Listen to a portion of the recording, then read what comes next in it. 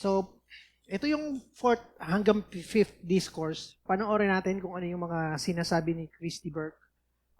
Actually, marami pa siyang mga sinasabi. Hindi ko na lang isi-share yon. Pero, merong reason kung bakit nilid tayo ng Panginoon para panoorin itong makita natin kung ano yung mga sinasabi, i-dissect, himay-himayin, tapos magkaroon ng kasagutan para sa atin. Kumbaga, sila na yung nag-present ng tanong, tayo na lang yung magbibigay ng kasagutan. Bakit kaya? Bakit sa palagay nyo, nilid tayo ng Panginoon dito sa ganitong mga usapin?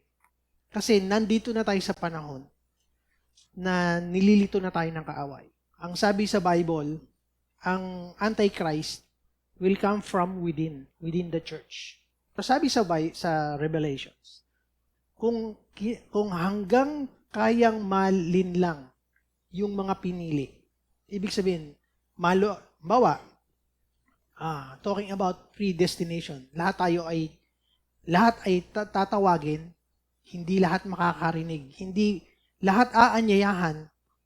Ang sabi ng Panginoon, di ba? I will knock on the door of your heart. If you let me in, I will dine with you.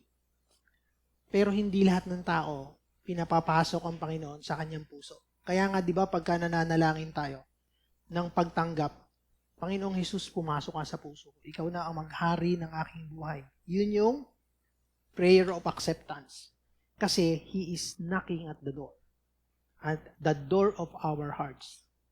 At naniniwala ako, wala siyang pinipiling tao na yun lang yung kakatukan niya. Si princess lang kasi pretty siya. So kakatukan ko sa niya. Hindi pwedeng may qualification. Lahat ay pantay-pantay. Pero ito naman yung nakakatakot. Ang sabi dun sa Bible, sa Revelation, pati yung mga pinili, pati yung mga tinawag ng Panginoon, kung hanggat kayang malinlang ng kaaway, lilinlangin. Sa palagay nyo kaya kung lilinlangin ko kayo, obvious yung magiging approach ko. Di ba hindi? Kung ako yung magiging manlilinlang, yung mandadaya, ang gagamitin ni Satanas, ay isang paraan na hindi mo madidetect.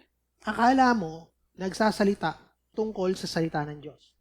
Akala mo, sa panahon ngayon, kinakanta yung mga songs ng praise and worship, pero twisted yung doctrine.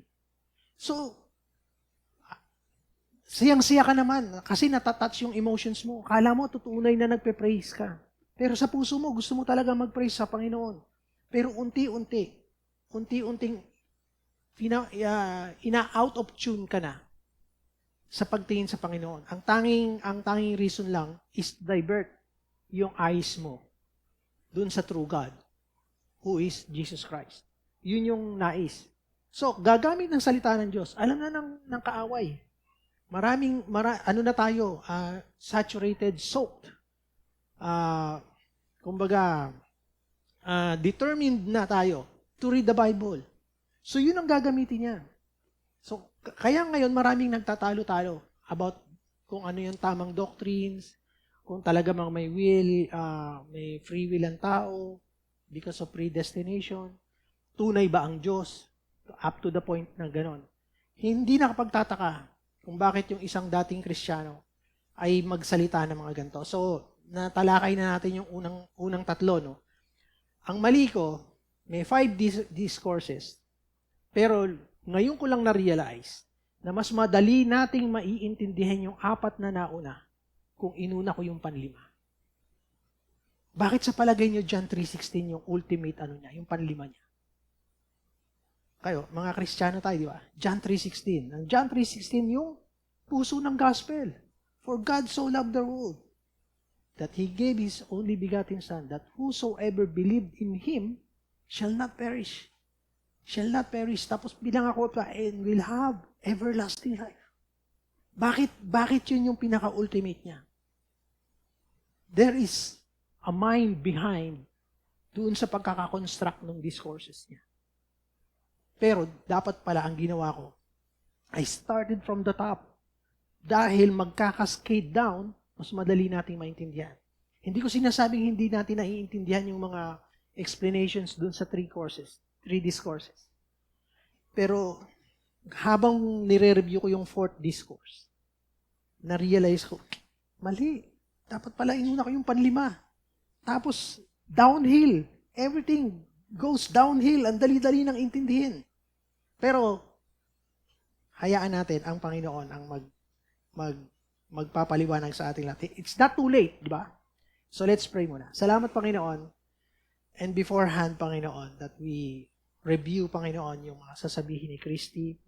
I pray, Panginoon, na ang iyong banal na spirito ang magbigay ng kaliwanagan sa aming isip at sa isip ng aming mga puso, Panginoon. Continue, Panginoon, to fill the voids of our hearts and answer the questions na lalabas dito sa puso na to, sa mga mapapanood namin at sa mga discussions and discourses, Panginoon, na may ma-represent this morning. Hayaan mo, Panginoon, na itago nyo lang ang inyong lingkod, Panginoon, sa inyong kapangyarihan at ang inyong banal na dugo, Panginoon, mag-cover, Panginoon, at maghugas pa, Panginoon, sa mga kasalanan na itinatago ng aming mga puso, Panginoon.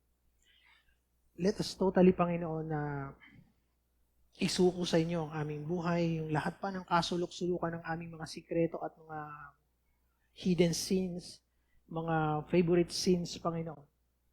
Hayaan mong, Panginoon, na this very day, Panginoon, we realize, Panginoon, na there is really a battle, Panginoon. And hindi kami aware, so you are making us aware, Panginoon, kung ano yung mga napapanood namin sa YouTube, sa TV, Panginoon, yung mga nababasa namin at mga naririnig namin mga balita, Panginoon. Gera, sakit, karamdaman, Panginoon. Lahat ng ito, Panginoon, are all connected for the grand plan ng kaaway, Panginoon, that you have a plan that has already rolled, Panginoon, and has already succeeded, and we are already victorious, Panginoon. In your name, we just don't realize that, Panginoon. So, ngayong umagang ito, Panginoon, hayaan mo na itaas ka namin sa aming kalagitnaan as we study you, as we praise you, Panginoon, our powerful God. In the name of Jesus, itong aming dalangin, Amen. Palakpakan natin ang Panginoon.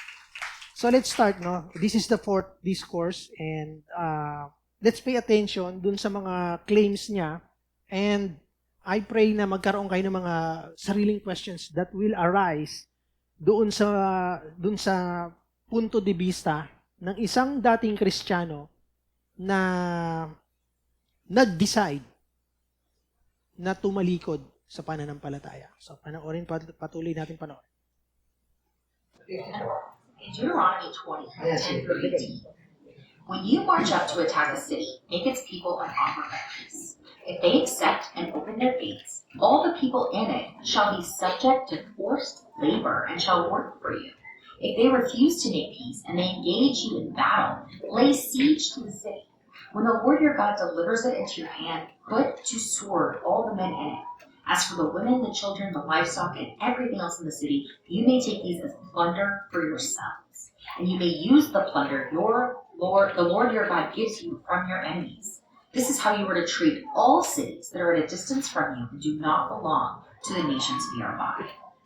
So God is commanding his people to go around to all the neighboring cities, to offer them peace, to say, hey, we're giving you a peace offering. Would you like to make peace with us? And if that city agrees to be peaceful with you, you are to capture them and enslave them. You are to force them to work for you, to be your slaves. So right here, right on in the very beginning, it's saying to harm people that are peaceful with you, to force them to work for you, to enslave them. This is God specifically endorsing and commanding you to enslave other people, even if they're peaceful. Then it says, if they are not peaceful, then you are to just kill them all. Kill every single one of them, and then take the women and children as plunder and do whatever with the plunder that you want to do. Those are the spoils of your war. What do you think that means? Like, what do you think it was intended when they said, take the women and children and do whatever you want with them? And then in verse 15 it says, this is how you were to treat all cities that are at a distance from you and don't belong to the nations nearby. This is xenophobia. This is genocide. This is God endorsing slavery. all right here in this, just this small little passage. There is no justification for that. There's no reason that an all-powerful, fully benevolent God would command his people to do this to other people. I can appreciate this as a book that is a commentary on the struggles of people at that time, written by men, but I cannot accept this as some kind of divinely inspired word of God meant to provide a moral code for all people on earth. Pupunta tayo sa fifth discourse para fresh pa yung mga claims niya, di ba? So, sinasabi niya na hindi niya kayang tanggapin na divine inspired book o letters from a good God. So, matatanggap natin to for our moral standard na. Kasi inutusan nga naman, totoo naman, di ba? Inutusan ng Panginoon na patayin lahat. Yung neighboring, i-offer mo kung ng peace. Ngayon, kung hindi makikipag at peace sa'yo, patayin daw lahat. Totoo, yun yung sinasabi ng verses sa Bible, nabasa natin. So, hindi ko kino-contest yun. Pero there is a reason behind that. So, babalik pa rin ako, maski mag-sound ako ng, kumbaga nagiging paulit-ulit yung sinasabi ko sa inyo, sa atin, na hindi mo pwedeng kunin yung isang phrase sa Bible and then judge God dun sa phrase na yun. Kinakailangan kasi sabi nga niya from before, di ba? Ang purpose niya is to deconstruct. A word na ang pagka inisip mo, anong reason? Ano yung ibig sabihin ng to deconstruct? It is something negative, no? Parang di-destroy mo yung building kasi construction is to build. So, magdi-destroy siya, dinidestroy niya yung faith, yung foundation ng faith na kung ano yung meron siya. So, yung intentions niya in the first place is to dishonor God agad-agad. Yun kaagad yung point niya. Yun ang intentions niya. So, yun yung directions na gusto niyang gawin. So, maiintindihan natin talaga na lahat ng punto de vista niya is to negate lahat ng goodness ng Panginoon. Pero, ang tanong dapat niya dito natin din, bakit kaya kailangang utusan ng Panginoon? Bakit inutusan? Hindi ka dapat mag-judge right away. Knowing who God is, hindi ka dapat mag-jump into conclusion to judge Him, to judge God. Kinakailangan natin na ang puso natin is not in the direction against God. We are just asking for reasons. Yun yung stance. Yun yung stance ng tao. Dapat humbly magtatanong ka sa Panginoon. Not as if na, mali ka, hindi ka totoo. So magkaibang stance to, di ba? That's the fighting stance. When you ask God, naka-bow down ka, humble. Panginoon, bakit? Di ba? Bakit? Yun ang stance ng tunay na Kristiyano. Ba't kinakailangang i-destroy? Babalikan natin mamaya si Christy Pretty. Yan yung natin eh. Ito yung niya eh. Can you say God is unfair or unjust dahil dun sa mga pinagagawa? Unfair or unjust? Why did God commanded the Israelites to kill all these nations? So maintindihan natin yun. Yung reason kagad mo nang puntahan natin, tsaka natin balikan kung ano yung mga inutos para maintindihan natin bakit ganun yung utos sa'yo ng tatay mo sa heaven. So tingnan natin. Nasa Genesis 15:13, actually, nabanggit na rin ni Tatay Ed to before. So, alam ko yung reason kung bakit pinapunta yung mga Israelita dun sa lugar ng Canaan. Okay? So, sabi dito, babasahin ko na lang mabilisan. Kunin nyo na lang yung verses kasi para mahabol natin lahat kasi gusto kong ma-take up din. Kasi mabubuksan yung ating mga mata pagpunta natin sa fifth discourse. Mas madali natin maintindihan. Then the Lord said to him, know for certain that for 400 years your descendants will be strangers in a country not their own, and that they will be enslaved and mistreated there. Sa Egypt yun. Okay, kausap niya dito si Abraham. Yung pangako, binibigay niya na kay Abraham, pero hindi pa sinisilang si Jacob at saka yung 12 patriarch. Sinabi niya na, 400 years kayong mamamalagi sa lugar na hindi inyo, i-enslave kayo nun. Di ba pagpasok nila sa Egypt,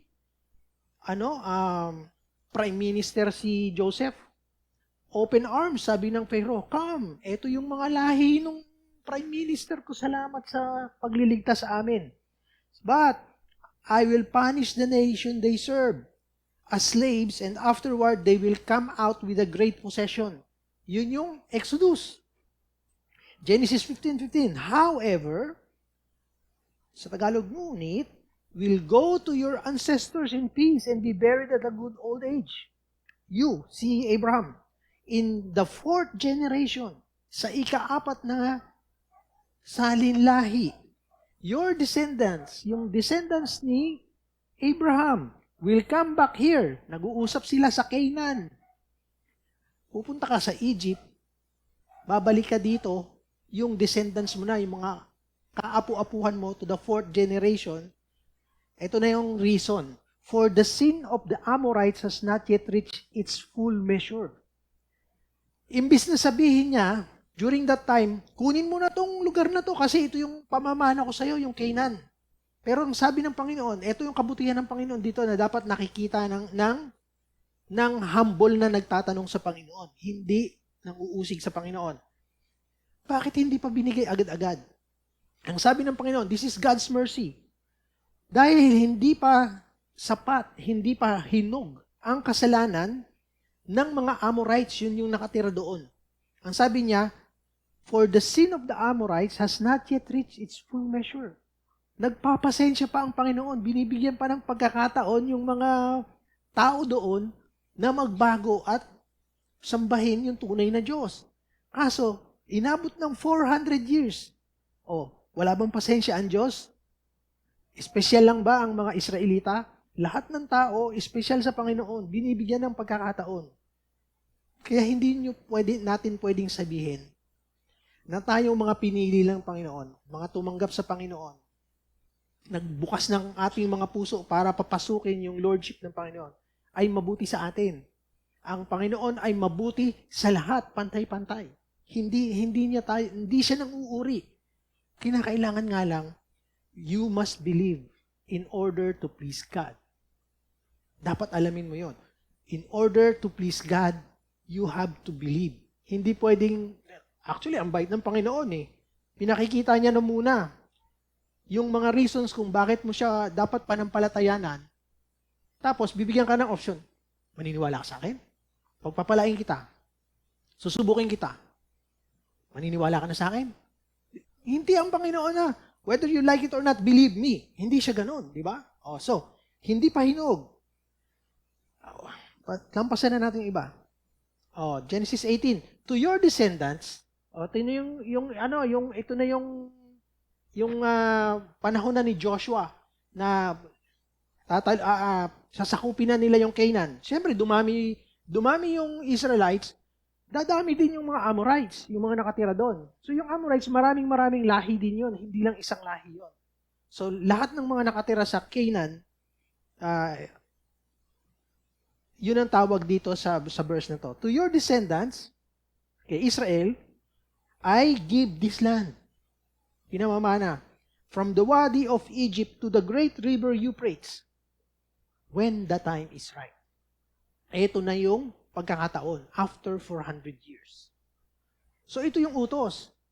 Ginagamit ng Panginoon ang Israelita bilang sword, bilang pana to judge yung mga sinful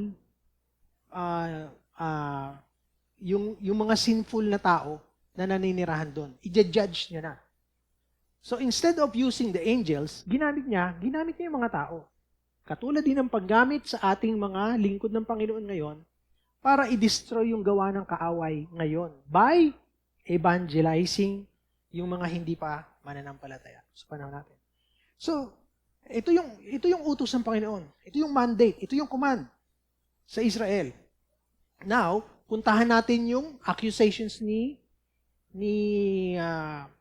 Christy para maliwanagan natin. So, puntahan natin yung when you march up, ang sabi niya when you march up to attack a city, make its people an offer of peace. Ito na yung mga dapat na walang sabi-sabi, punta doon, amin na yung ano nyo, diba? Pagpapapatayin na kagad. Yun ang utos, diba? Yes? Yun ang utos. Pero ang sabi niya, ang sabi ng Panginoon, dito lumalabas pa rin yung merciful heart ng Panginoon.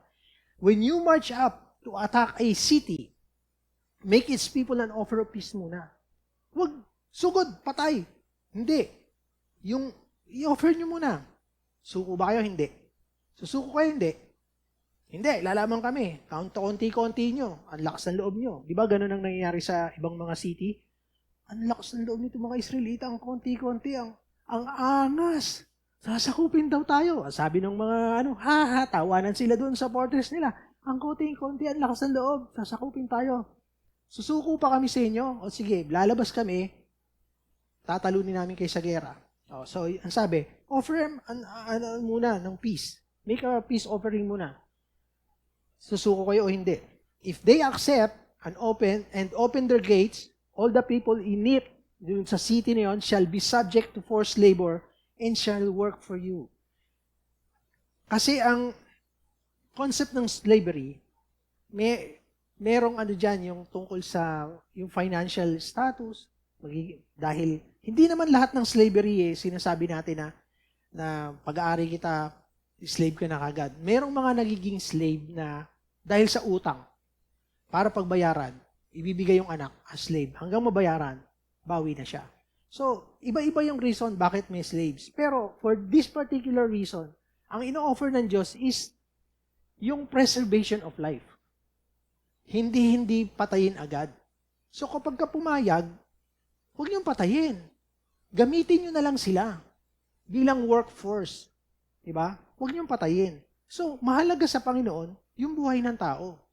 Irregardless kung ano yung pagiging slave nila sa Israel, kung pumayag sila peacefully, is the consequence of their sins. Okay? Naintindihan natin?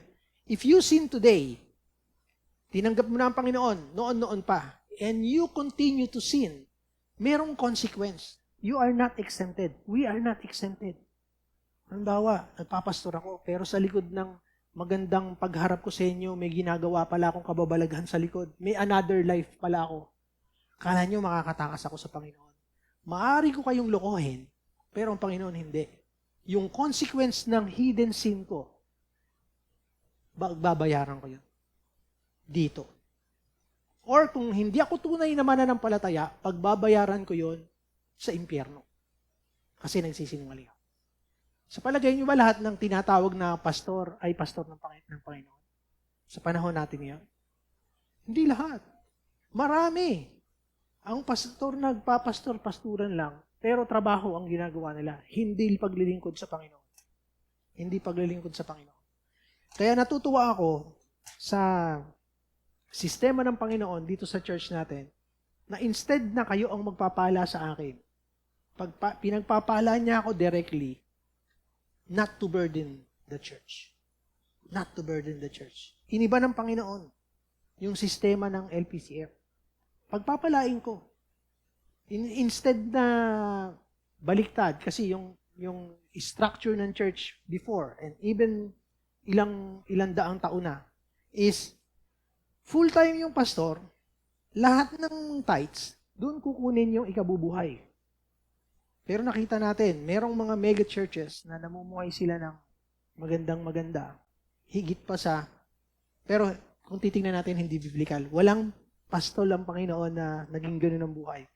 Except for the kings, di ba? So, iba yung nila. So, yun lang. Nagkakaroon ng iba yung sistema ng Panginoon sa atin. Which is, I'm happy, di ba? So, kung nagkakasala tayo dito, sinasabi lang natin sa harap ng kapwa natin dito sa LPCF na Kristiyano, na mabuti ka, nagpapanggap ka, pagbabayaran mo pa rin yung kasalanan mo. Hindi ka makakatakas sa Panginoon. You will pay the consequences of your sins. So, eto na ngayon yung consequence. Ang bait pa rin ng Panginoon, huwag niyong patayin. When the Lord your God delivers it, hindi pala to, into your hand, put the sword, kung hindi susuko, sabi sa 13, put to the sword all the men in it. As for the women, children, the livestock, and everything else in the city, you may take this as plunder for yourselves. And you may use the plunder the Lord your God gives you from your enemies. Pwede niyong gamitin, of course, kasi yun nga yung sukli ng pagsunod dun sa Panginoon, di ba? This is how you treat yung mga cities na, ito yung explanation dito, sa 15 pala. This is how you are to treat all the cities that are at a distance from you. Yung malayo. Offer a peace dun sa malayo. Kunwari, inutusan ako ng Panginoon na tayo, lusubin natin yung sobrang layo na. Hindi natin kailangan. Santulan. Offer a peace. Ano ang katabi ng kanyugan? May bunga. Pero sa may bunga, iba. Tingnan nyo Kunwari, yung city na unang sinabi na mag-offer ng peace, ang sabi, offer a peace offering muna bago lakayin. Ang sabi naman dito sa 15, this is how you are to treat the cities that are at distance from you, yung malayo. Pero yung malapit, may iba. And do not belong to the nations nearby, yung mga kapitbahay mo. Ibig sabihin, yung katabi ng kanyugan ay may bunga, rosaryo, kapasigan, bagong ilog, sagad. So parang napalibutan na natin, kapitbahay natin yon. Ang utos ng Panginoon, kunwari, para ano natin. However, in the cities of the nations the Lord your God is giving you as an inheritance, do not live alive anything that breeds. Do not belong to the nations nearby. This is how you are to treat all the cities that are distant from you and do not belong to the nations nearby. Hindi mo kapitbahay. So mag-o-offer ka ng peace sa malayo. Sa santulan banda, malalayo na yon. Offer a peace. Ang sabi, however, yung malalapit, completely destroy them. The Hittites, the Amorites, ito na, sagad, kapasigan, Kaanites, may bunga, bagong ilog, and Jebusites, as the Lord your God has commanded you. Bakit? Bakit yung malalapit? Walang peace offering. Patay agad. Diba? So magkaiba, nakita nyo? Yung lahat ng nakapaligid, patay agad. Yung malayo, peace offering. Bakit kaya?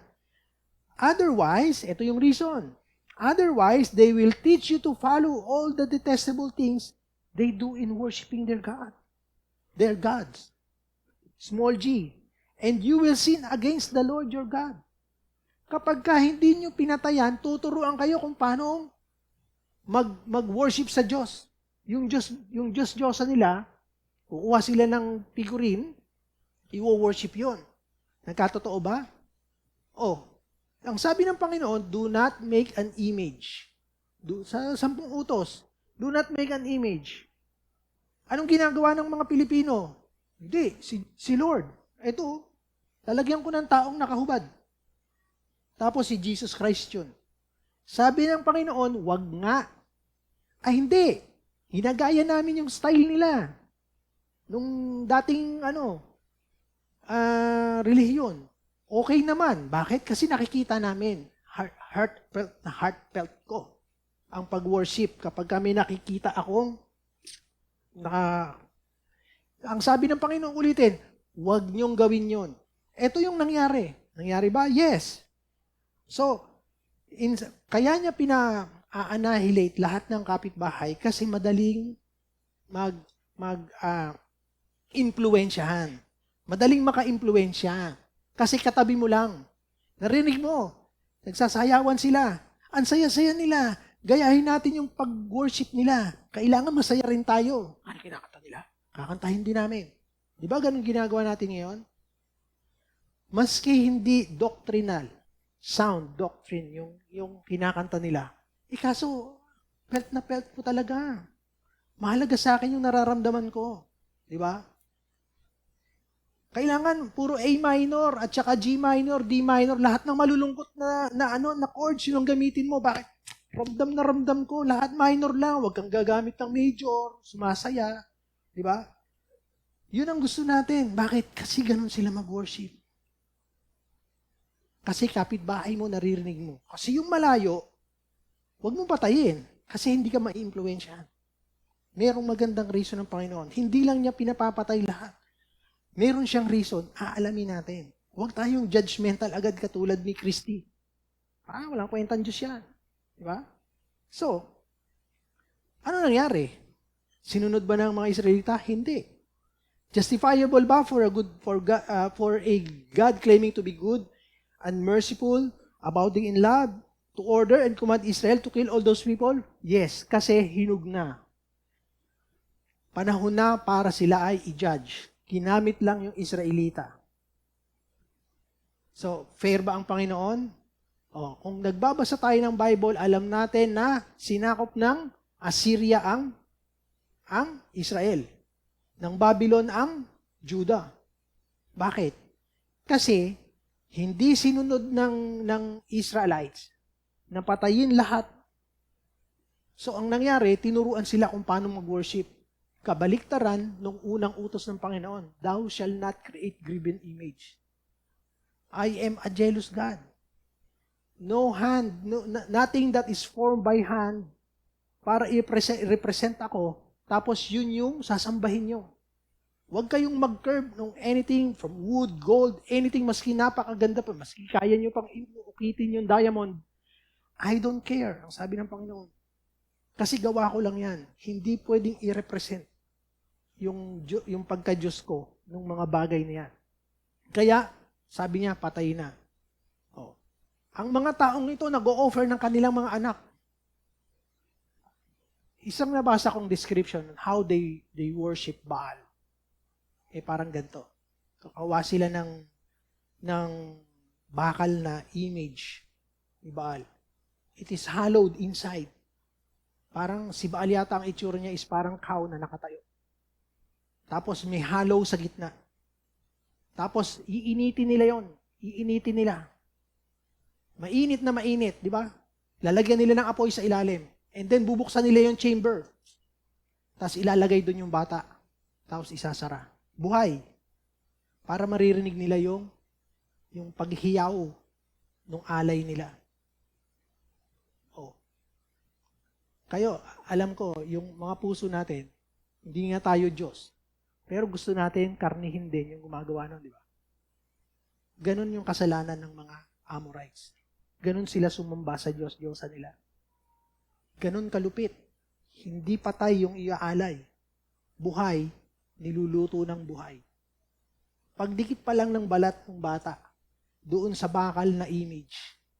Sa palagay nyo kaya, sino nagluluto ng sinaing dito yung mano-mano dati? Kukunti na lang, no? Kasi rice cooker, no?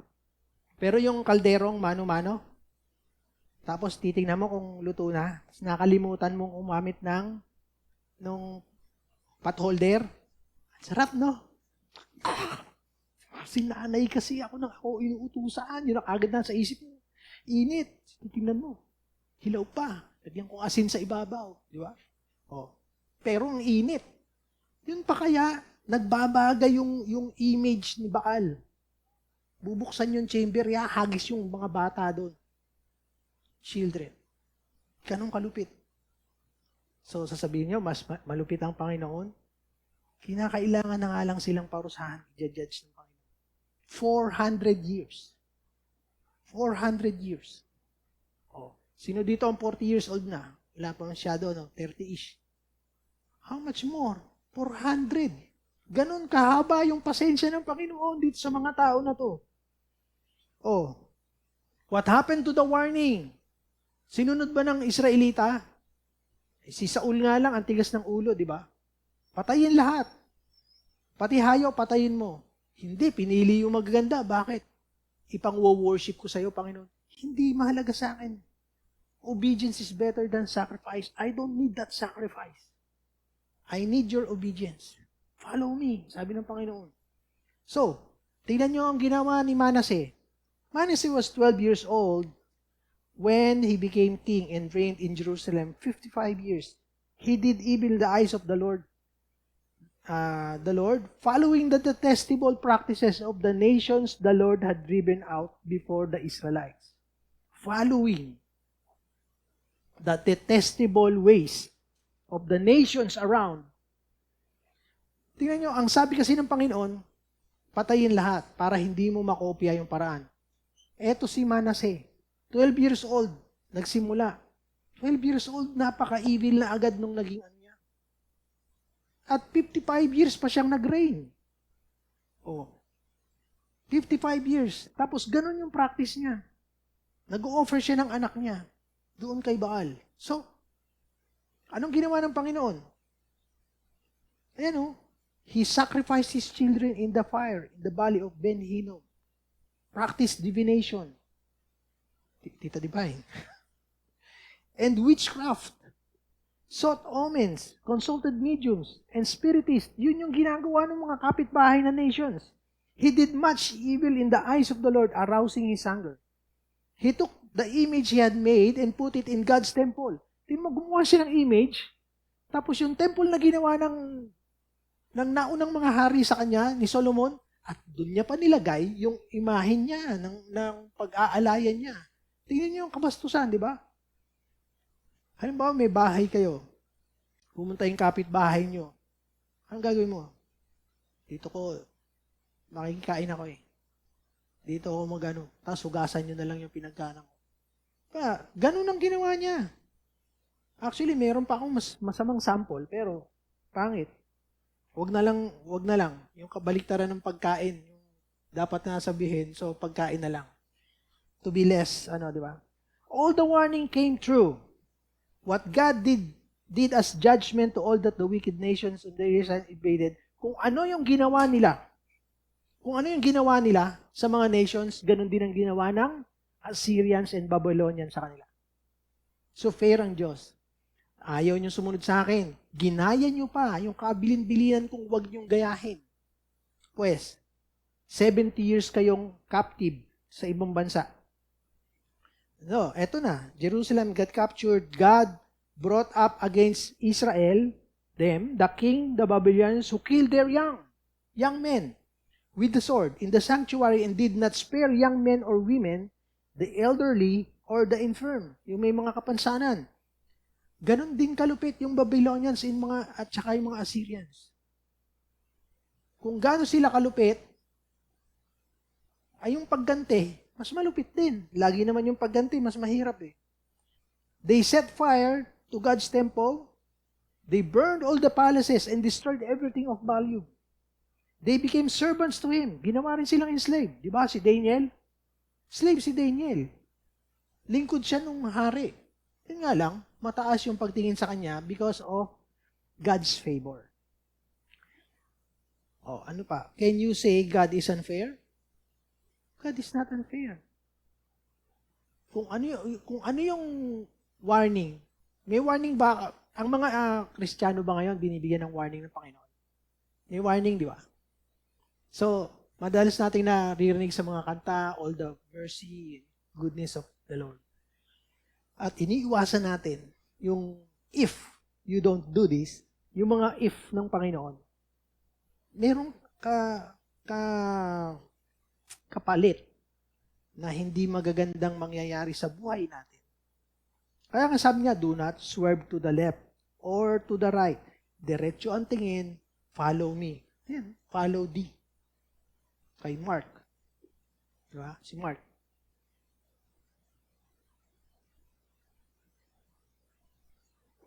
Nabanggit na natin yan kanina. Inuna ko lang para mas madali natin maintindihan kung bakit. Ito ngayon yung charge ng world ngayon. When all the bad things happen in the world, the atheists ask, where is your God? If He truly exists, why doesn't He act against injustice that is happening around the world? Di ba yan ang charge lagi ng ang hirap sagutin, ano? Nasaan yung Diyos nyo? Inatake ng 9/11, US, daming namatay, economy bumagsak. Oh, nasaan ang Diyos niyo? Bakit inaalaw niya? Bakit inaalaw niya yung taggutom, nagkakaroon ng earthquake, nagkakaroon ng tsunami, nawawalan ka ng trabaho, nagkakasakit ka? Bakit inaalaw ng Panginoon na mangyari yung mga yan kung mabuti siya, kung totoo siya? Bakit yung mga terorista, pinapugutan nila ng ulo yung mga film pa nila para i-show sa world na lahat ng Christians papatayin namin, di ba?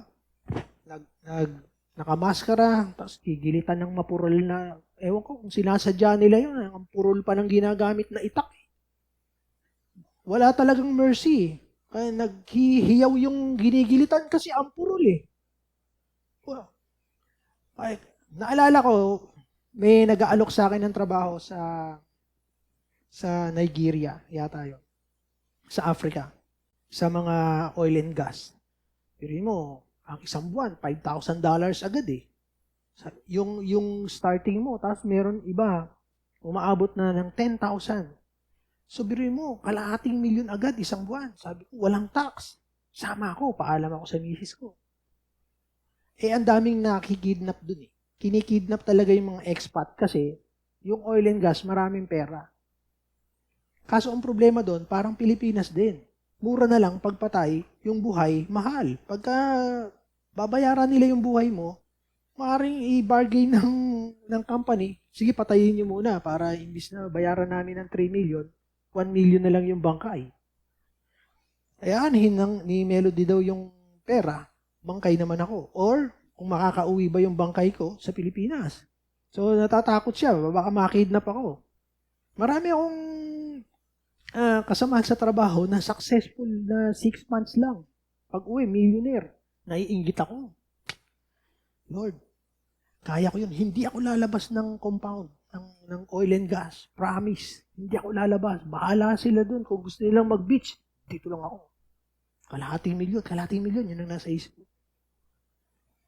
Kaso, ang mag-asawa, nag-uusap. Hindi pwedeng ikaw lang magdi-decide. Ang ano na lang doon, ba't hindi ka ba pinagpapala ng Panginoon dito sa Pilipinas? Talo ka agad sa argumento, di ba? Ikaw, di ba? Pinagpapala ka dito. Pupunta ka doon, mukha kang pera. Sasabihin ng Panginoon sa'yo, mukha kang kalahating milyon. Paano kung 1 linggo ka lang, nakidnap ka na? Di walang kalahating milyon yung asawa mo. Oh. Kaya, kumbaga, tinatablan pa rin ako minsan ng inggit kapag nakatagal ka ng 2 taon. 24 times, son. Ang dami mong pera. Di ba? Pero hindi yun bakit tayo nabubuhay dito eh. We must realize, eventually, sa buhay natin, na naghahanap buhay tayo, katulad nung kay Tita Tess, di ba? Na naghahanap buhay tayo para mabuhay. Hindi para magkamal lang ng pera. Totoo, kailangan natin ng pera. Pero ang prinsipyo ng Panginoon, yung nagpaulan siya ng mana, ulitin ko na naman, paulan siya ng mana, kunin niyo yung kailangan niyo, needs, versus wants. Naturally, normally, gusto ng tao magkamal na magkamal. 1 buwan, kalahating milyon. Hindi. Kailangan mo lang ng 50,000. So, bibigyan kita ng 60,000 na sweldo. Dami ng sobra nun. Makakapag-tights ka na. Oh. Huwag ka nang magkalahating milyon sa isang lugar na pwede kang makidnap. Iihi lang ako. Maya, binibit-bit ka na. Iihi ako, wait! Oh, hindi, i-kidnapin ka namin. Pero meron din naman kasing story na nasa 3-star hotel sila. Kasama ko mismo sa trabaho. Sabi niya, yun yung pinaka nakakatakot na part ng buhay niya. Christian din yun. Yung kasama niya, 6-footer. Siya maliit lang. Nandun sila, may kanya-kanya silang laptop. Nasa 3-star hotel. Biglang pumasok. Mga Nigerian. May dalang itak, may dalang Armalite. Pinaganon yung itak. Do not look at me. Do not look at me. Tapos, trap. Kinuha lahat ng pera nila, ganun. Yung kasama niyang 6-footer, sumisilip-silip bang nun. Kinulata ng Armalite. Tapos, inaambahan ng itak. Sabi ko, naku, matalas ba yung itak? Sabi ko. Bakit? Takot ako sa mapural na itak eh. Ang tagal mong mamatay. Pero yung para kang manok, ayaw mo. Lakas-lakasan mo naman. Mami pa. Ay nako. Ang daming mga kwento na gano'n, pero hanga ako sa tapang ng mga kaopisina ko na sumugod sa oil and gas na nagpabalik-balik pa. Kasi sanay na eh, hindi na natatakot eh. May dalang pangasa eh. So, anong nasasabi ng mga tao na ito ang sagot dito? I-cite nyo sa mga magtatanong sa inyo, sa atin, nasaan ang Diyos nyo nung ba't hindi siya kumikilos laban dito sa mga injustice ng earth, ng nangyayari sa mundo? Bakit ngayon, kino-quote ito ng mga atheists na barbaric yung Diyos natin? Ito, ginajudge niya yung mga terorista nung unang panahon. For 400 years, ginagawa nilang inaalay nila yung mga anak nila doon kay Baal sa paraan na kinuwento ko sa inyo. Tapos, ginawa ng Panginoon, hinusgahan, ginamit ang Israelita para patayin.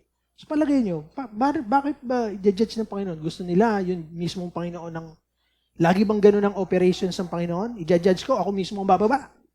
Diba? Hindi naman laging ganun eh. The same reason kung ba't hindi tayo nasa langit na ngayong mga tumanggap na sa Panginoon. Kasi ginagamit pa tayo. We are tools of His gospel. Tools of love. Diba? So, ganun din. Hindi barbaric ang Diyos natin. For 400 years, napaka-tiyaga niya. So, naintindihan po ba natin bakit inutusan ng Panginoon ang Israelita para husgahan yung mga nations na yun? And then, nung ginawa nila yung the same thing, hinusgahan din sila ng Panginoon, di ba? So, no one is exempted because of ignorance. Si Christy Burke is ignorant doon sa intentions ng Diyos. Why? Because mali yung pagkakakilala niya sa Diyos. Kasi ang tingin niya na kagad, mali yung ginawa niya. Kasi yung moral standard ng tao ang ginagamit niya. Mali mag-enslave. Diba? Oh, mali nga. Pero, kung yun ang magiging paraan to preserve life, gagawin ng Panginoon. Sabihin niya sa'yo, magpa-enslave ka. Anong sabi niya sa mga Israelita, di ba? Makisama kayo doon sa lugar na pupuntahan niyo sa Babylon. Mag-asawa kayo, mamuhay kayo ng payapa, sumunod kayo sa gobyerno nila para ma-preserve yung buhay niyo because after 70 years, babalikan ko kayo, ibabalik ko kayo sa lupang pangako, sabi niya. O nakabalik ba ang Israelita after 70 years? Yes. Kung binasa natin yung Bible, yung minor prophets, sila Ezra yung gumawa ng nung bakod, dinalik yung bakod, tinayo uli yung temple, di ba? Sila Ezra yon. So, after 70 years, ibinalik ng Panginoon. Nag-preserve siya ng mga Israelita para ibalik. So, mabuti ang Panginoon. Meron siyang intensyon. Anong ginagamit niya doon? Yung kanyang mercy, hahaluan niya ng kanyang foreknowledge. Because He knows what will happen in the future. Yun yung Diyos na pinagtatras natin, yung pananampalataya na natin. Mayroon siyang foreknowledge. Alam niya yung mangyayari bukas. So, pag binigyan tayo ng warning, hindi siya nagjo-joke na, wag mong gawin yan, baka madapa ka. O wag mong kagawian yung gawin na yan kasi masama. Kasasanayan mo na. So, gagawin mo dapat, di ba? Kumbaga, build a habit of obedience, pagsunod. Sa mga kabataan, bakit sa palagay nyo may magulang kayo? Bakit kayo inuutusan ng magulang nyo? Bakit kayo pinagbabawalan? Kasi representative ng Diyos sa buhay nating mga anak yun. Para matuto tayo na sumunod. Kasi hindi natin nature ang pagsunod. Ang nature ng tao is to be disobedient. So, binigyan tayo ng magulang na para maghanda sa atin sa relationship natin sa Diyos. We have a relationship sa ating mga magulang. Automatically, meron tayong damdamin, mahal natin yung ating mga magulang, di ba? Natanong niyo na ba bakit dinidefine niyo yung utos ng wala? Hindi na ako magpaparaise ng hand kung sino dito yung hindi sumunod sa magulang nila, even once. Lahat. Sinabi huwag umuwi ng gabi. Umuwi ng gabi. Sinusubukan yung pasensya ng magulang. Sinabing huwag boyfriendin si ganon kasi tambay. Aba, nakita mo, yun pa ang ka-holding hands talaga. Ang tigas ng ulo. Diba? Sinabing mag-aral. Naglalaro. Nag-aaral, huwag niyo akong pagsahingin. Hindi ko pa tapos. Diba? Dinidefine natin. Huwag natin kagawian kasi pagka Diyos na yung kausap natin, nadadala natin yung ugali na yun. Nagiging matigas yung ulo natin kasi kinasanayan na natin. So, kung meron ba kayong question? Si Kevin? Sige, go. Question lang ako. Ewan ko lang maririnig ko sa sinabi niyo, Tay. Yung ewan ko kung alam niyo yung issue about Palestine and Israel. Okay. Ano masasabi dyan? Masasabi ba na judgment ng Panginoon yan sa Palestine? Kasi ang lumalabas parang contrabandist. Depende sa sa outlook mo. Ang gera na yan nagpasimula pa dito sa Bible.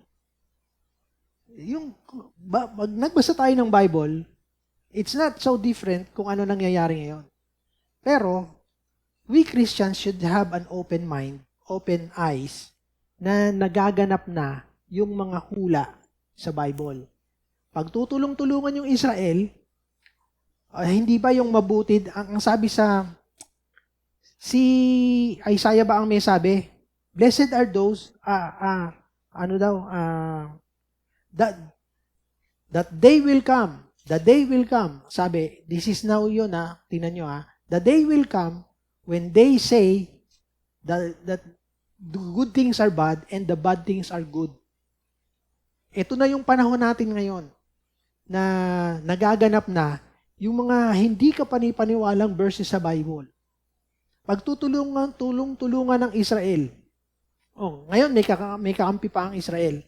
Pero if you are Israel, hindi ko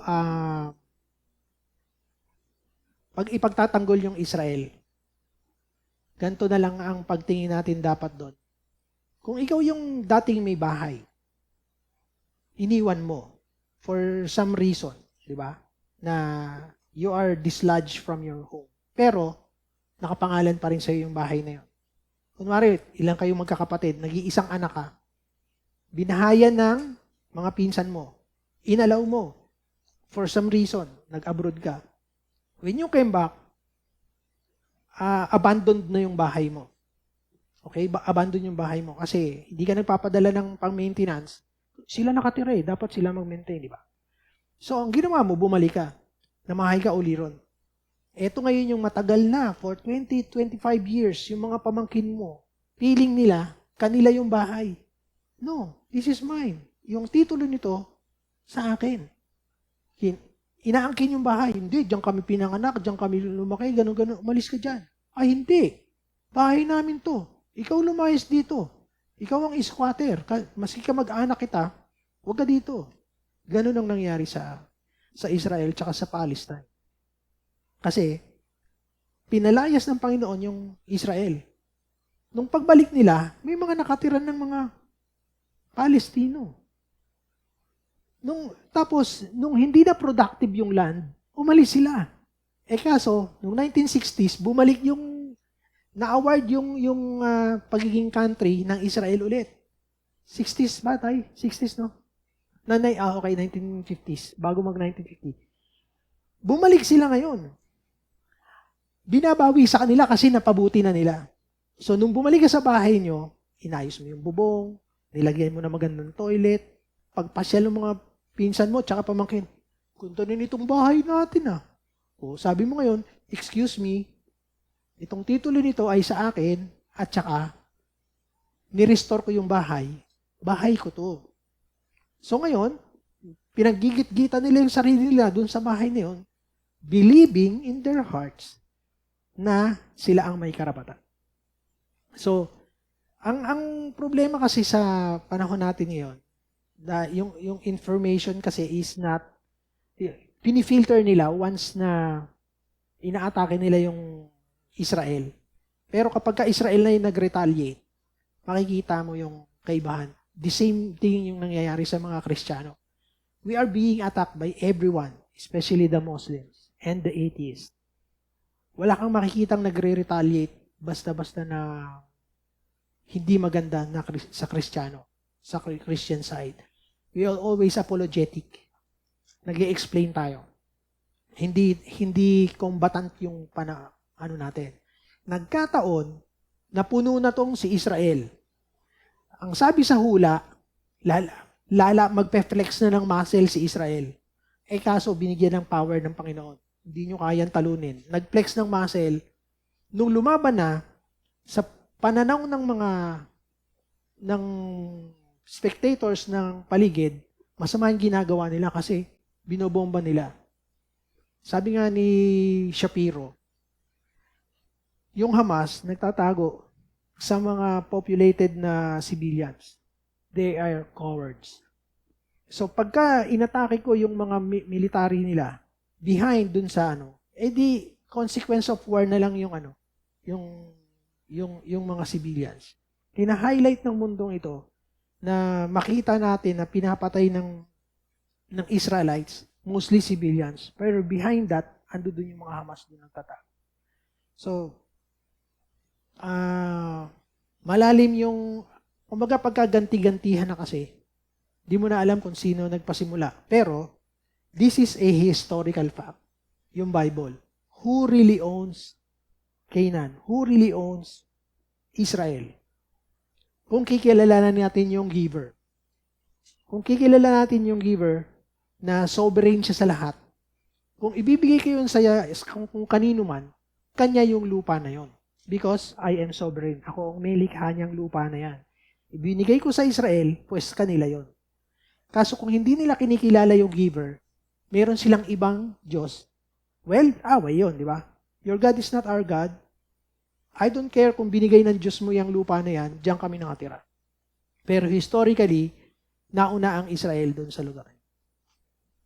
So, we have to dig deeper and we don't, kung paano pine-present kasi minsan sa media, lalong-lalo sa YouTube, sa kung paano pinakikita. Pero, pag-filter natin using the Word of God. Kakampi na, natin sa ayaw at sa gusto nyo, kapatid natin sa pananampalataya yung mga Hudyo, maski hindi pa sila nananampalataya sa Panginoon. Kasi sa kanila galing yung dispensation ng Word. Para makilala ng buong mundo yung tunay na nag-iisang Diyos, ginamit yung mga Hudyo, yung lahi nila. So, yun ang stand ko doon. Pero kung sasabihin mo kung ako yung presidente ng Pilipinas, hindi ako makikipaggera. Why? Kasi pastor na presidente ko eh. I'm not, if I am, yung kung. If I were the president of the Philippines and I am a pastor, I don't care about politics anymore. My politics is about God. To present the gospel. Yun ang magiging stand ko. Kung gusto niyo maggera, sige, go ahead. But I am after your soul na tumanggap ka sa Panginoon. At kung mag-Armageddon, which side you are, doon ako sa Panginoon ko, siya naman ang makikipaggera during that gera Di ba? So, tayong mga Kristiyano, lang yan, mga signs na pabalik na ang Panginoon. So, ipe-present ko, because tinanong mo yan, ipe-present ko yung isa sa mga things na pinag-aaralan ko din. That the earth, yung evolution versus yung Genesis. Ang totoong kaaway ng evolution is yung Genesis. Maraming Christians ang naniniwala sa evolution because it is being backed up by science. Ito yung napagtanto ko. Mali ako sa matagal na panahon, believing that the earth is billions of years. Kasi, pagka naniwala kang billions of years na ang earth, ibig sabihin, hindi totoo yung nakasulat sa Bible. Niretract ng mga Christian scientists kung gaano nakatanda ang earth ayon sa salita ng Diyos. Higit konti lang ang higit niya sa 6,000 years, not billions of years. And these are scientists. They can also back up yung claims nila using the Bible and science. Halimbawa, si Kuya Jello, alam niya yung sa science part ng chemistry. When we say we have a radioactive element, nagkakaroon ng daughter yon kapag nagdi-decay siya. So, merong radioactive element. Let's say, for example, saan galing ang helium? Hydrogen? Saan? Ha? Pag pinisarong hydrogen. So, pag nag-decay yung radioactive element, magkakaroon siya ng daughter element. Kasi yung alpha particles, parang marble, no? Pero totoo to, hindi to ano. Yung alpha particles, kaya siya radioactive kasi hindi siya stable. Ibig sabihin, merong mga particles siya na hindi naked sa mata natin na nag-i-emit. Kaya radioactive siya, nakakasama siya sa atin dahil na-absorb natin yung particles na yon, which harms us, di ba? So pagka naubos yung kalahati nun, ang tawag doon half-life, magkakaroon siya ng daughter element. So, halimbawa yung helium. So, anong number ni helium? 2? 2, no? So, ibig sabihin nun, layo-layo yung kanyang yung anong tawag doon? Atom? Okay. Yung atom niya, layo-layo, ibig sabihin, kaya siya, magaang kasi siya, kaya number 2, yung element niya. Yung 1 is hydrogen, mas magaang pa siya. Kaya nasa taas sila.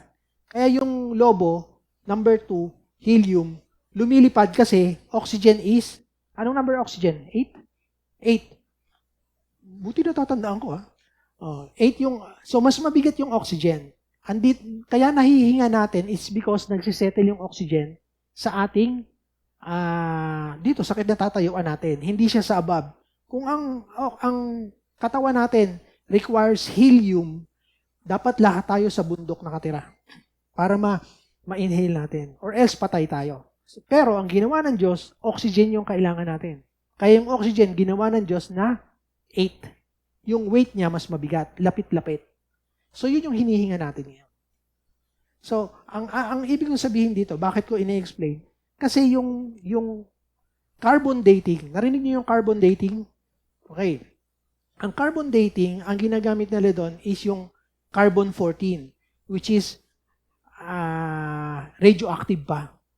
So, hindi yun yung carbon na nasa lapis. Kasi hindi niya, yung nasa lapis natin, carbon yun. So, hindi, yun ay stable. Hindi tayo ma-harm. Wala nang alpha particles na lumilipad doon. Yung carbon-14, meron pa. Nakukuha yon sa mga inert na sa mga na-unearth na minerals. Doon nasusukot ng mga scientists kung gaano katanda yung, halimbawa, kahoy. Meron doon carbon-14. Masasabi nila yung age base doon. Kaso, ang pinaka half-life yata ng carbon-14 is 5,000 something years. So kung billions of years na tayo, dapat wala ng carbon-14. Kukuha niyo yung logic. Kung billions of years na tayo, let's say 1 million years na yung age ng Earth. Sa 1 million lang hindi sa billion dadagdag ka ng maraming zero pag billion pa.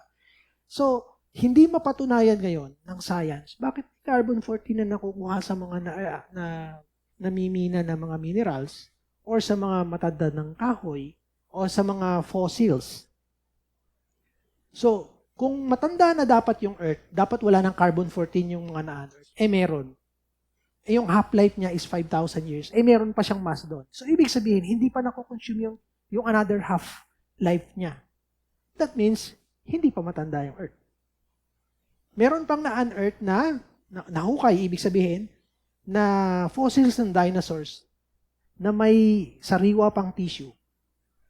Ang sabi ng theory ng tao, millions of years ago nabuhay ang mga dinosaurs. Bakit may mga ligaments at nakuha silang ugat na sariwa pa? Millions of years na.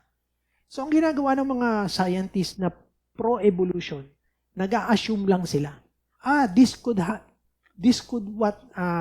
Ito yung mga nangyari probably.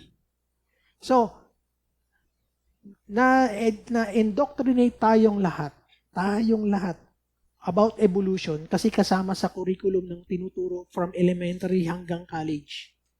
Na pinaniniwala tayo na ito yung totoo, science.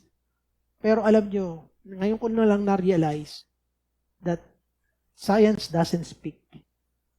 It is those that interpret science that speak. Sino yung mga yon? Scientist, hindi science. So science, kung tutuusin, is created by God. Ano ang sabi ng Bible? His creation points to the Creator. So, yung evidence na nakukuha natin should speak for the Creator. Kaso yung evidence are all dead evidences. Wala tayo during that time na buhay pa sila. Dapat, two scientists, magkaiba yung prinsipyo. Tinitingnan na kagad nila, hindi totoo ang Diyos. Doon na kagad nila, yung lente nila, yung lens, di ba, ng kanilang pananaw, sinasabi na kagad nila na walang Diyos, evolution yung totoo, science. Pero meron din tayong mga scientists na Christian na naniniwala sa naganap sa Genesis na napapatunayan na mali yung pananaw nila. Which means, two scientists, the same evidence, magkaiba ng interpretation, pero yung isa gumagamit ng salita ng Diyos. So, sino ngayon ang paniniwalaan mo kung consistent sa salita ng Diyos?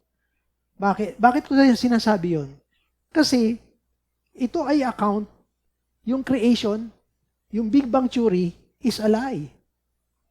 What are the chances na perfect yung lahat na isang inanimate, ibig sabihin patay, walang buhay, magkakaroon ng buhay dahil sa pagsabog?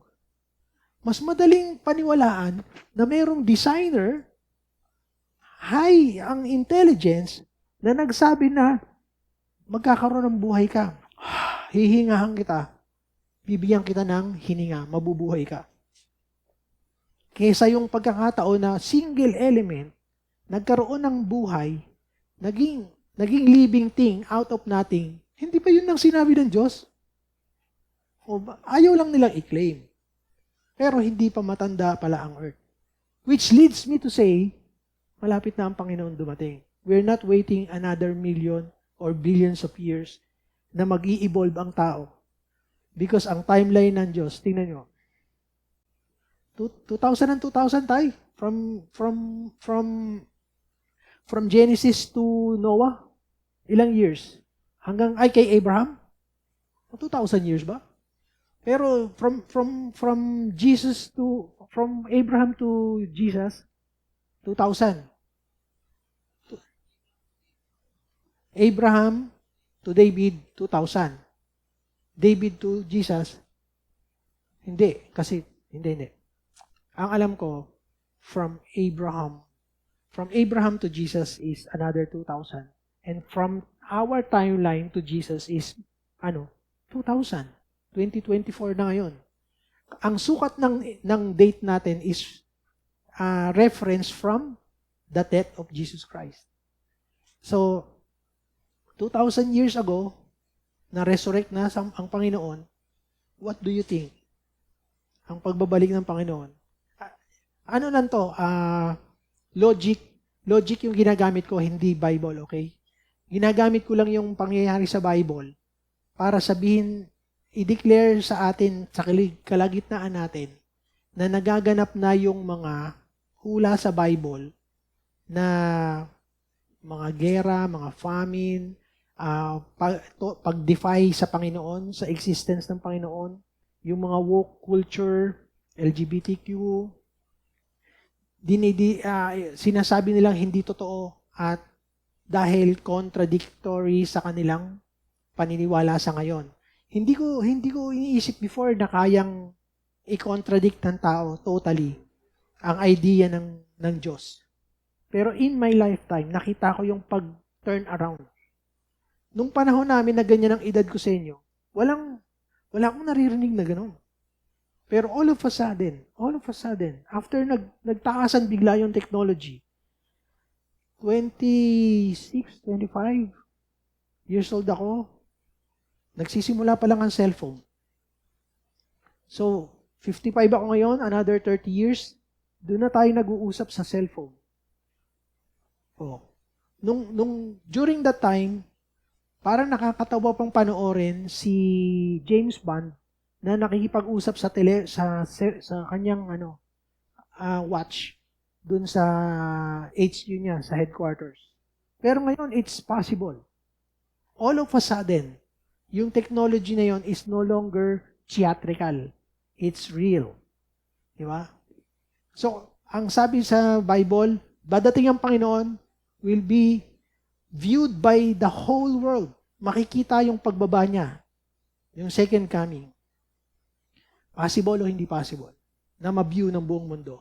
At the same time, because of the internet technology, we can all see now yung isang pangyayari in real time pagka pinost sa di ba sa Facebook lang? Facebook Live halimbawa. Kayang ma-view anywhere in the world because of our technology.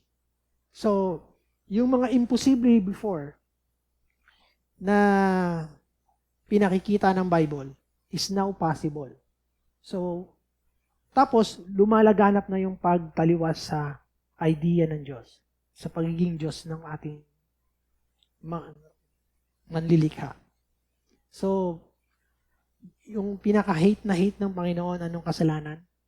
Blasphemy. And all of these things around us happening is blasphemous sa Panginoon. So, do you think magtatagal pa bago bumalik ang Panginoon? Soon. Sabi niya, soon. Marami pa tayong pwedeng i-discuss na mga pinag-aaralan ko, which are all related sa ating salvation. Ang nais ng Panginoon dito is that we are always awake. Hindi tayo tutulog-tulog, na hindi tayo malalanse, madadaya ng kaaway, kasi yun yung nais niya. Nakasulat din sa Revelation na kung hanggat maaaring malansi niya, malinlang niya yung mga piniling tao, ay magaganap kung hindi issue-shorten ng Panginoon. Napakabuti pa rin ng Panginoon kasi pinoproteksyonan niya tayo. Pero, dapat, let us all be awake. Hindi tayo basta-basta maniniwala na, kumbaga, i-filter natin yung mga nagaganap. Minsan-minsan tigil tayo sa mga panonood ng reels na walang kwenta. Panoorin na, basahin natin yung Bible. Tapos, tsaka natin tingnan, bakit nagaganap itong mga bagay na to? Naku, ito yung nangyayari na, nangyayari na to. Paniniwalaan daw yung mga kabaliktaran ng gospel. Tatawagin ng mundo yung good ay bad at bad ay good. Halimbawa, abortion. Dalungkot ako sa deklarasyon ni Steph Curry na siya ay pro Kamala Harris for the very reason na bigyan daw ng karapatan ng mga kababaihan to choose para sa kanilang katawan. Which means, i-discard yung buhay na baby sa tiyan nila kung nais nila because that is their choice. Ang tawag doon, abortion. Sa 10 utos, ang tawag doon ay murder. Thou shall not murder. Thou shall not kill. Napakahirap bang isipin yon? Pero ngayon, ang sinasabi na ng pro-abortion. Hindi. Karapatan namin yon. See? Bad thing daw, yung good.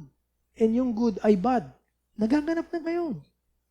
Kinakailangan lang natin makita na, ito na yung kaganapan ng mga pinoprophesy sa Bible. Soon, ano na tayong mga Christians, unti-unti na tayong i-persecute talaga, willfully, yung harapan na talaga. Papunta na tayo doon, hindi na masyadong magtatagal. So, nakakalungkot lang. So, ang final wordings ko sa ating lahat, let us all be awake. Huwag tayong tutulog-tulog. Hindi biro-biro na yung nangyayari sa atin. Katulad ni Steph Curry, very vocal siya sa pagiging Christian niya. Then all of a sudden, pro-abortion. Nakakalungkot. Meron ba dito pro-abortion? Anong argument nyo? Kasi ginahasa. So, murder pa rin yun. Alam nyo kung bakit? Ito yung logic nun. Kasalanan mo ba kung ba't ka nabuhay ngayon? Sisisihin mo ba yung nanay at tatay mo dahil binuhay ka pa nila? Ngayon, punta tayo dun sa naging product ng isang rape, halimbawa. Yung baby. Gusto niya bang mapunta dun? Hindi niya kasalanan yun. Bakit mo siya ngayon papatayin? Bakit siya? Alam niyo kung anong ginagawa sa abortion? Let's say, nasa mga stage 7 months, 8 months na. Hindi siya bubunutin ng buo sa katawan. Ang gagawin sa kanya, puputol-putulin. Nakikita niyo yung anong tawag doon? Yung ini-scan? Mami, ultrasound. Di ba nakita natin? Kumikilos yung bata, di ba? Dumedede, kumikilos, nagre-react. 7 months, 8 months. Tapos puputol-putulin sa loob. Hindi nila pwedeng lasunin yun kasi malalason din yung nanay. Kasi yung point dun is to preserve the life ng nanay dahil ayaw niya ng baby. So ang gagawin, papatayin yung baby nang hindi siya lalasunin kasi paano mo papatayin yun kung hindi mo puputol-putulin? Imagine mo yung nasa tubig ka pa hindi ka makakasigaw. Sino dito yung muntik ng malunod? Di ba hindi ka makasigaw sa ilalim ng tubig? Tapos pinuputol-putol ka, sinisimulan ka sa daliri, sa kamay, sa mga joint. Kawawa yung baby. So, imagine natin yun. Tapos, so di ba murder yun? Sasabihin nila, good. Yung isang bad thing, good ang tawag nila. Nangyayari na sa panahon natin. Do you think babalik na ang Panginoon? Any moment. So maghanda tayong lahat. Ang tanong ko ngayon sa inyo, siyempre meron kayong mga minamahal na dito sa doon. Meron kang lahat naman meron Ako, sabi nga ni Jet sa akin, Daddy, parang ready ka anytime. Sabi ko, nire-ready ko kasi yung prayer na Lord, teach me to number my days. I'm aware na hindi tayo mabubuhay ng matagal. Sinabi na rin sa Bible, 70, maybe 80 kung malakas pa, which is si Nanay Glo, si Tatay Ed. Diba? Hindi naman sinabi ng Bible na 70, pagka 70th birthday mo, mamamatay ka kagad kasi sinabi sa Bible, di ba? Hindi naman ganun Walang literal na